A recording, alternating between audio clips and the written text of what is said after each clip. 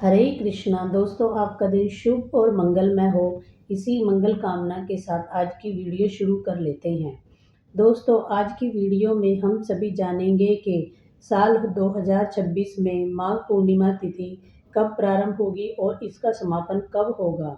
जो भक्त इस दिन व्रत धारण करते हैं उन्हें माघ पूर्णिमा का व्रत कब करना चाहिए और स्नान दान और दीपदान की पूर्णिमा कब होगी। जो भक्त पूरे माघ मास में स्नान करते हैं, व्रत रखते हैं या फिर कोई नियम अपनाते हैं और इस मास में जो भी नियम धारण किया हुआ है उस नियम का उद्यापन आपको कब करना है और किस प्रकार करना है। माघ पूर्णिमा के दिन आपको क्या करना चाहिए और किन देवी देवताओं का पूजन इस दिन आपको जरूर करना चाहिए। कौन कौन से नियमों का पालन आपको करना चाहिए, यह संपूर्ण जानकारी इस वीडियो के माध्यम से आप सभी के साथ शेयर कर रही हूँ।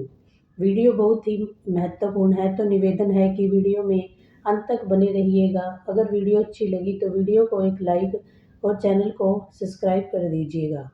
तो देखिए, माघ मास की पूर्णिमा तिथि बहुत ही महत्वपूर्ण मानी गई है। माघ मास में पूर्णिमा के दिन स्नान दान भी विशेष महत्व होता है। तो ऐसी मान्यता है कि अगर आप पूरे मास स्नान करते हैं सुबह ब्रह्म मुहूर्त में उठकर, तो यह बहुत ही श्रेष्ठ माना गया है। बहुत से लोग जो माघ मास में कल्पवास करते हैं, यानी कि प्रयागराज में संगम के तट पर अपने घर को छोड़कर साधु संतों की तरह एक मास का जीवन बिताते हैं और पूरी तरह से सात्विकता और शुद्धता के साथ में साधु संतों की संगति में रहने के बाद जब कल्पवास की समाप्ति माघी पूर्णिमा पर होती है तो वह अपने घर वापस लौट आते हैं। लेकिन कई भक्त ऐसे हैं जो घर पर ही गंगा स्नान करते हैं और व्रत का पालन भी करते हैं, क्योंकि कई ऐसे भाई बहन हैं जो गृहस्थ जीवन में अपने घर को छोड़कर 1 महीने तक बाहर नहीं रह सकते। तो देखिए, जैसा जिससे बन पड़े और जिसका जैसा सामर्थ्य हो उसी हिसाब से हर कोई माघ मास का लाभ जरूर से लेता है और लेना भी चाहिए। अगर आप पूरे माघ मास में कोई भी स्नान नहीं कर पाए, कोई नियम नहीं ले पाए, तो ऐसे में शास्त्र कहता है कि केवल माघी पूर्णिमा के दिन ही अगर आप केवल एकमात्र उस दिन स्नान कर लेते हैं और किसी पवित्र नदी में स्नान करते हैं या फिर गंगा जी की पूजा करते हैं और सूर्य भगवान को जल समर्पित करते हैं, तो भगवान के मंत्रों का जाप करते हैं, दान देते हैं, तो इससे भी आपको संपूर्ण माघ मास का फल प्राप्त होता है। अगर आपके आसपास कोई पवित्र नदी नहीं है और पवित्र नदी में जाकर आप स्नान नहीं कर सकते और डुबकी नहीं लगा सकते हैं, तो ऐसे में आप स्नान करने वाले जल में थोड़ा सा गंगा जल मिलाकर भी स्नान करते हैं और स्नान करने से गंगा का ध्यान करें और ऐसा करने से भी आपको गंगा के समान ही पुण्य फल की प्राप्ति होगी।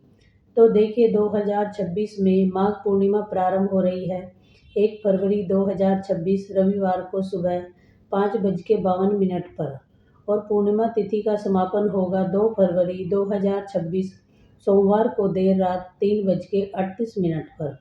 उदय तिथि के अनुसार माघ मास की पूर्णिमा तिथि 1 फरवरी 2026 के दिन रविवार को मनाई जाएगी। और अब जान लेते हैं इस बार की माघ पूर्णिमा के सभी शुभ मुहूर्त। देखिए, ब्रह्म मुहूर्त का समय रहेगा सुबह 5:24 से 6:17 तक। अभिजीत मुहूर्त प्राप्त हो रहा है दोपहर 12:13 से 12:57 तक। गोधूली बेला का मुहूर्त रहेगा शाम 5:58 से 6:24 तक, यानी कि इस दौरान आप दीपदान कर सकते हैं। चंद्रोदय का समय रहेगा शाम 5:26 पर। चंद्रदेव को अर्घ्य देकर पूर्णिमा का व्रत पारण किया जाता है। इस दिन विजय मुहूर्त प्राप्त हो रहा है दोपहर 2:23 से 3:07 पर। तो इस साल आप सभी 1 फरवरी दिन रविवार के दिन ही माघी पूर्णिमा का व्रत करेंगे और इसी दिन दीपदान, जो भी दान धर्म आपको करना है, स्नान दान, वह भी इसी दिन किया जाएगा। और इस दिन आप सभी अपने सामर्थ्य के अनुसार ज़रूरतमंद को अनाज का दान भी कर सकते हैं, कंबल का दान कर सकते हैं, मौसमी वस्त्रों का भी दान कर सकते हैं। इस दिन सीधा भी दान किया जाएगा। पूर्णिमा तिथि तो आप चाहे खीर की सामग्री का दान कर सकते हैं, जैसे कि चावल, दूध, शक्कर, गुड़ का दान कर सकते हैं, या फिर चाहे तो खीर बनाकर किसी ब्राह्मण को भोजन करा सकते हैं, या कोई कन्या मिल जाए तो आप कन्या को भी खीर का भोजन करवा सकते हैं। खीर का सेवन आपको इस दिन जरूर करना चाहिए, यानी कहने का मतलब है कि खीर आज के दिन का खाना, सेवन और दान करना बहुत ही शुभ फल प्रदान करता है। हर एक गृहस्थ का कर्तव्य है कि आज के दिन घर में सुख शांति की कामना के लिए श्री सत्यनारायण भगवान की पूजा और कथा का पाठ अवश्य से ही करें। चाहे तो आप पुजारी से बुलवा कर कराएं, या फिर आप स्वयं भी श्री सत्यनारायण भगवान की पूजा कथा कर सकते हैं। और आप कथा में फल, मिठाई, पंजीरी इत्यादि का भोग लगाएंगे तो उसमें अवश्य से ही तुलसी का पत्ता समर्पित करें। भगवान सत्यनारायण भगवान की कथा का पाठ सूर्यास्त से पहले, और हो सके तो आप दिन में अभिजीत मुहूर्त के समय भी कर सकते हैं।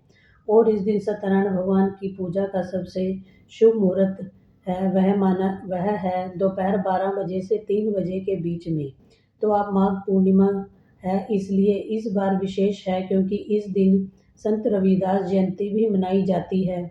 और इस दिन देवी यानी कि सरस्वती देवी के स्वरूप में ललिता महाविद्या की जयंती भी होती है। और होली के एक महीने पहले माघी पूर्णिमा के तिथि पर, यानी कि माघ मास की पूर्णिमा तिथि पर ही एक होली का डंडा भी लगाया जाता है, यानी कि जिस स्थान पर, जिस चौराहे पर होलिका जलाई जाती है वहाँ पर एक डंडा रोपित किया जाता है। इसलिए इस पूर्णिमा को होलिका डांडा या फिर रोपण पूर्णिमा भी कहा जाता है। इस नाम से भी इसे जाना जाता है। आपके क्षेत्र में अगर यह परंपरा है तो कमेंट सेक्शन में जरूर बताइएगा। पद्म पुराण कहता है कि अन्य मासों में जो जाप, दान, तप किए जाते हैं उसे भगवान विष्णु इतने प्रसन्न नहीं होते। माघ मास में केवल गंगा स्नान करने से प्रसन्न हो जाते हैं।